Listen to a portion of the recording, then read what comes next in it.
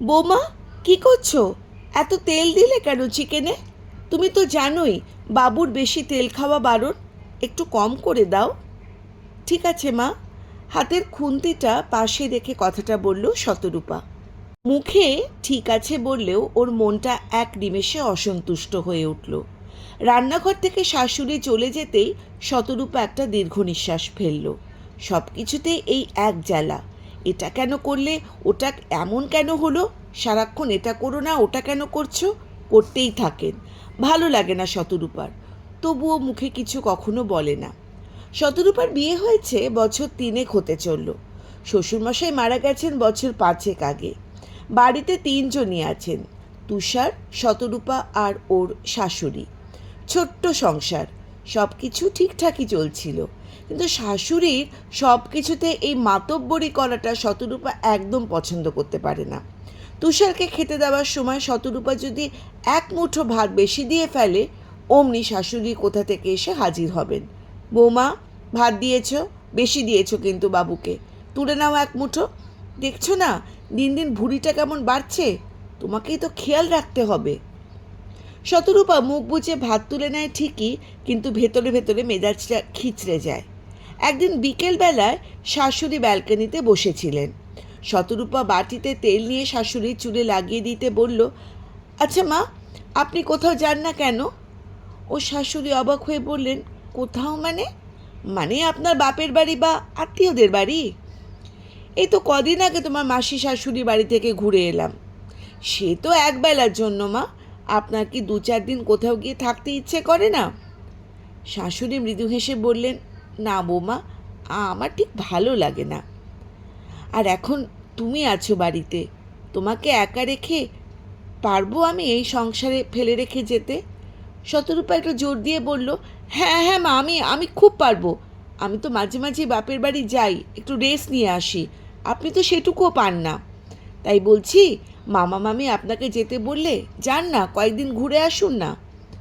একটু চুপ করে থেকে বললেন, যেতে তো আমারও ইচ্ছে করে, কিন্তু তুমি এখন এত ছেলে মানুষ, ঠিকমতো সংসার চালাতে পারবে কি না সেই চিন্তায় যেতে পারি না।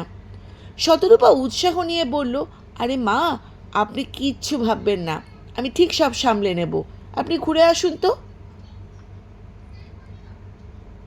গল্প সঙ্গে চায়ের আড্ডায় আমি ইন্দ্রাণী। আজকের গল্প বটবৃক্ষ। আপনারা নিশ্চয়ই সকলে খুব ভালো আছেন। আপনারা যারা আমার এই চ্যানেলটিকে প্রথমবার শুনছেন, যদি কাহিনীটি ভালো লেগে থাকে, চ্যানেলটিকে সাবস্ক্রাইব করে আপনাদের অমূল্য মতামত অবশ্যই জানাবেন এবং পারলে একটি লাইক দেবেন। আমার এই চ্যানেলটি বিশেষত তাদের জন্য যারা গল্প শুনতে ভালোবাসেন। ভিন্ন ধরনের বিভিন্ন স্বাদের গল্প কাহিনী আমার এই চ্যানেলটিতে রয়েছে, আপনারা চাইলে শুনতে পারেন।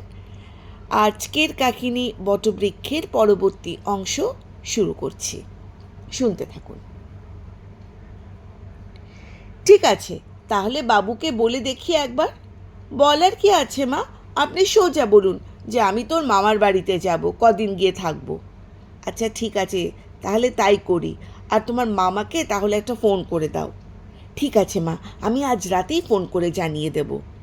পরদিন সকাল থেকেই শতরূপার মনে আলাদা আনন্দ। ও নিজের হাতে শাশুড়ির ব্যাগ গুছিয়ে দিল, সব জামা কাপড় ঠিকঠাক তুলে গাড়িতে তুলে দিয়ে এলো। যাবার সময় ওর শাশুড়ি শতরূপা হাতটা ধরে বলে গেলেন, সাবধানে কিন্তু থাকবে বৌমা। আর শোনো, বাবুর রান্নায় বেশি একদম তেল মশলা দেবে না। আর তুমি রাত জেগে কিন্তু ফোন ঘাঁটবে না। আমার ঠাকুরকে সময় মতো কিন্তু সেবা করো। আর হ্যাঁ, বাবুর সাথে ঝগড়া করো না যেন। শতরূপা হেসে বলল, আপনি এত চিন্তা করবেন না তো মা, সাবধানে যাবেন। আর হ্যাঁ, পৌঁছে গেলে মামাকে বলবেন একবার ফোন করে একটু জানিয়ে দিতে। গাড়ি ছেড়ে দেওয়ার পর শতরূপা ঘরে ফিরে এলো। ড্রয়িং রুমে সোফায় গা এলিয়ে দিয়ে মনে মনে ভাবল, যাক বাবা, কটা দিনের জন্য নিশ্চিন্ত, কটা দিন আমিই সব, যা খুশি তাই করব, আর কেউ ফোড়ন কাটতে আসবে না। দেখিয়ে দেব আমিও একাই খুব সুন্দরভাবে করতে পারি। শাশুড়ি যাওয়ার আগেই দুপুরের রান্নাবান্না সেরে দিয়ে গিয়েছিলেন। রাত্রিতে শতরূপার আর একদম ইচ্ছে করল না রান্নাঘরের দিকে যেতে। তুষার অফিস থেকে ফিরতেই শতরূপা বলল বাইরে থেকে বিরিয়ানি আনতে। তুষার বিরিয়ানি নিয়ে এলো, আর সেই রাতটা বেশ আনন্দ করে বিরিয়ানি খেয়ে কাটিয়ে দিল ওরা। পরদিন সকালে ঘুম থেকে উঠে শতরূপার মনটা বেশ ফুরফুরে লাগছিল। চা বানানোর জন্য রান্নাঘরে গিয়েই ও দুজনের জন্য চায়ের জল বসালো। শতরূপা নিজের চায়ে চিনি একটু বেশি খেতে ভালোবাসে, তাই সেই আন্দাজ মতো চা বানালো। তুষার সোফায় বসে পেপার পড়ছিল। শতরূপা গিয়ে চায়ের কাপটা ওর হাতে দিল। তুষার কাপে এক চুমুক দিতেই মুখটা কেমন করে বলল, ইস, এত চিনি দিয়েছো কেন চায়? শতরূপা অবাক হয়ে বলল, কেন, কি হয়েছে? আরে তুমি জানো না আমি চায়ে এত চিনি খাই না, মা তো একদম কম চিনি দেয়। শতরূপা একটু অপ্রস্তুত হয়ে বলল, আসলে আমি ভুলে গেছিলাম, সকালে তো মা তোমাকে চা করে দেয়, আমার না ঠিক মনে ছিল না।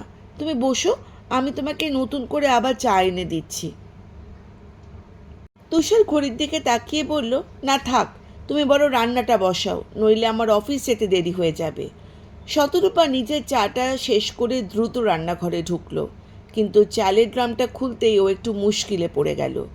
রোজ তো শাশুড়ি মেপে চাল হাঁড়িতে দেন, আজও তো তুষার আর ও দুজনের জন্য ঠিক কতটা চাল নেওয়া ঠিক হবে, যদি কম বা বেশি হয়ে যায়। এবার ভাবলো শাশুড়িকে ফোন করে জেনে নেবে, কিন্তু পরক্ষণেই থমকে গেল। না না, প্রথম দিনেই ফোন করলে মা ভাববেন ওনাকে ছাড়া আমি একদমই চলতে পারি না। শতরূপা নিজের আন্দাজ মতো চাল মেপে হাঁড়িতে বসিয়ে দিল, তারপর নিজের মতন করে তরকারি রান্না করলো। কিন্তু ভাত নামানোর সময় হাঁড়ির ঢাকনা খুলতেই শতরূপার হাত মাথার উপর উঠল। এক হাঁড়ি ভর্তি ভাত হয়ে গেছে। দুজন মানুষ কি কোনোদিন এত ভাত খেতে পারে? শতরূপা মনে মনে ভয় পেয়ে গেল। তুষারকে অবশ্য এই ভাতের ব্যাপারটা জানালো না আর। টেবিলে খেতে বসে তুষার পাতে সবজি দিতেই তুষার বলল, এ বাবা শত, কি করেছো এটা? এত তেল! তুমি তো জানো আমার এত তেল খাওয়া বারণ। আসলে ও শাশুড়ি থাকলে তেল মশলার মাপটা উনিই ঠিক করে দেন, তাই তুষারের রান্নায় কোনোদিন বেশি তেল হতো না। শতরূপা লজ্জিত হয়ে বলল, ও, একটু বেশি হয়ে গেছে না? তুমি একটা কাজ করো, তুমি তাহলে সবজিটা রেখে এই মাছের ঝোলটা দিয়ে খাও, ওটা পাশে রেখে দাও। তুষার মাছের ঝোলটা দিয়ে ভাত মাখতেই আবার থমকে গেল। ঝোলটা মোটামুটি ঠিক আছে, তুমিও তো খেয়ে নাও, আমি চলে গেলে কখন খাবে না খাবে ঠিক নেই। শতরূপাও খেতে বসলো। খেতে খেতে বুঝলো মাছের ঝোল তো লাল লঙ্কায় গুঁড়োতে ভরা, মুখে দেওয়া যাচ্ছে না। অন্যদিন শাশুড়ি শিল নোড়ায় মশলায় বেটে দেন, আজ শতরূপা সময়ের অভাবে সব গুঁড়ো মশলা ঢেলে রান্না করেছে। কোনো রকমে দু এক গাল খেয়ে পাট চুকোলো। তুষার হাত ধুয়ে ব্যাগটা গুছিয়ে নেওয়ার সময় বলল, আজ রাতে আর রান্না করতে হবে না তোমায়, এমনিতেই মা নেই, তোমার ওপর দিয়ে অনেকটা চাপ যাচ্ছে, আমি ফেরার সময় বাইরে থেকে কিছু খাবার নিয়ে আসব। শতরূপা যেন দীর্ঘ নিঃশ্বাস ফেলে হাঁপ ছেড়ে বাঁচল। রাতে তুষার খাবার নিয়ে এলো, খাওয়া দাওয়া তাড়াতাড়ি মিটে গেল। তুষার ঘুমিয়ে পড়ার পর শতরূপা বিছানায় শুয়ে শুয়ে মোবাইলে নতুন একটা ওয়েব সিরিজ দেখতে শুরু করলো। সিরিজ দেখতে দেখতে কখন যে রাত 1:30 বেজে গেছে ও টেরই পায়নি। পরদিন সকালে যখন শতরূপার ঘুম ভাঙল, তখন ঘড়িতে সকাল 9টা বেজে গেছে। ধড়ফড় করে বিছানা ছেড়ে বাইরে বেরিয়ে যেতেই ও হাঁ হয়ে গেল। দেখলো তুষার রেডি হয়ে রান্নাঘরে দাঁড়িয়ে এক মনে ডিম ভাজছে। অন্য কোনো দিন শতরূপার উঠতে দেরি হলে শাশুড়ি সব রান্না সামলে নেন, শতরূপাকে টেরও পেতে হয় না। কিন্তু আজ শতরূপা ভুলের জন্যই তুষারকে অফিস যাবার মুখে নিজের রান্না নিজেকে তৈরি করতে হচ্ছে। শতরূপা অপরাধীর মতন রান্নাঘরের সামনে গিয়ে দাঁড়ালো। আমায় ডাকুনি কেন? তুষার ডিমের কড়াইটা নামাতে নামাতে বলল, অনেকবার ডেকেছি, তুমি ওঠোইনি। তখন ভাবলাম নিশ্চয়ই কাল রাত জেগেছো, তাই আর বিরক্ত করিনি তোমায়। তুষার চামচ দিয়ে ডিমের টুকরোটা টিফিন বক্সে পুড়তে পুড়তে বলল, মাসি এসে সব কাজ করে দিয়ে চলেও গেছে, ভাতটা করে নিয়েছে, আমি শুধু ডিমটা ভেজে নিলাম। শতরূপা চুপচাপ দাঁড়িয়ে রইল, মুখ ফুটে আর কিচ্ছু বলতে পারল না। তুষার অফিস চলে যাবার পর শতরূপা ফাঁকা ড্রয়িং রুমে এসে নিঃশব্দে বসে রইল। পুরো বাড়িটা যেন থমথম করছে। ও একা ঘরে বসে অনেকক্ষণ ধরে নিজের ভুলগুলো ভাবতে লাগলো।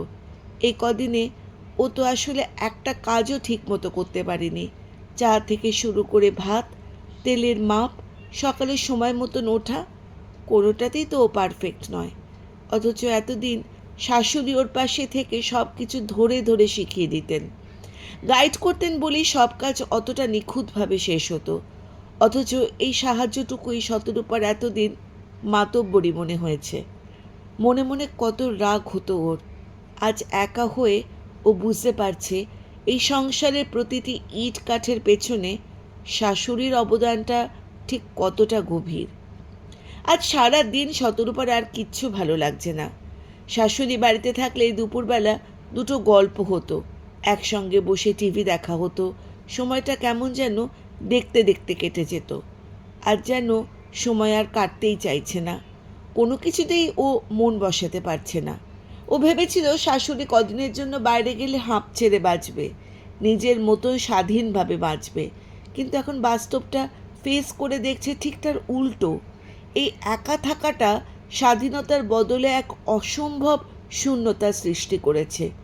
শতরূপা আর এক মুহূর্ত দেরি করলো না, ফোনটা করলো। হ্যালো মামা, কেমন আছেন? সবাই ভালো আছি বৌমা। তোমার শাশুড়ি তো সারাক্ষণ তোমার কথাই বলছে। শতরূপা একটু ইতস্তত করে বলল, মামা একটা কাজ করুন না, মাকে কালকে একটু বাড়িতে পাঠানোর ব্যবস্থা করে দিন না প্লিজ। একা একা থাকতে একদম আমার ভালো লাগছে না। মামা ওপাশ থেকে হেসে বলল, আচ্ছা বেশ, ঠিক আছে বৌমা, চিন্তা করো না, আমি আগামীকাল সকালের মধ্যে পাঠিয়ে দেব। রাতে তুষার অফিস থেকে ফিরে হাত মুখ ধুয়ে বসতেই শতরূপা ওর কাছে এলো। শতরূপা নিচু গলায় বলল, আজ দুপুরে মামাকে ফোন করেছিলাম। তুষার ওর দিকে তাকালো।